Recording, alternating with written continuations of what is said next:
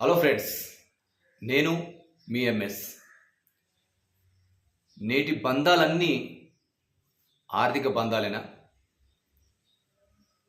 అవును. ఎందుకంటే మనిషి విలువను మనసుతో కొలవట్లేం, మనీతో కొలుస్తున్నాం. అన్నదమ్ములు కోట్ల చుట్టూ తిరుగుతున్నారు, అక్క చెల్లెళ్ళు ఆస్తి పంపకాలలో బిజీ అయిపోయారు. ఇక చెప్పాలంటే తల్లిదండ్రులు వృద్ధాశ్రమాల్లో, పిల్లలు విదేశాల్లో. ఇక బంధాలన్నీ డబ్బు చుట్టూనే తిరుగుతున్నాయి.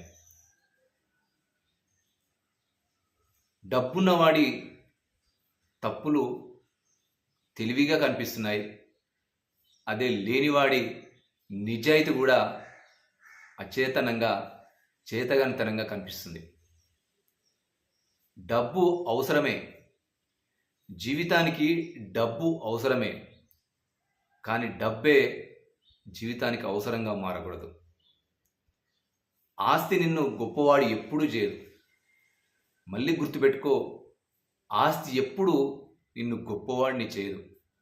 నీ ఆలోచనలే నిన్ను గొప్పవాడిని చేస్తాయి. డబ్బు నువ్వున్నంత కాలమే నిన్ను బతికిస్తుంది. అదే నీ మంచితనం నువ్వు పోయినాక కూడా నీ పేరును బతికిస్తుంది. 10 మంది గుండెల్లో నీ మంచితనాన్ని సంపాదించుకో తప్ప డబ్బే అవకాశంగా ఎప్పుడూ మర్చిపోకు. జీవితానికి డబ్బు ఎంత ఉండాలో, ఎంత అవసరమో అంతే కావాలి. కానీ డబ్బు వెనకాలే పరిగెడుతూ నీ ఆర్థిక బంధాలుగా మార్చుకో. నీ బంధాలని వదులుకో. నీకు ఆపతొస్తే నేనున్నానని చెప్పేసి భరోసా ఇచ్చే వాళ్ళని సంపాదించుకో.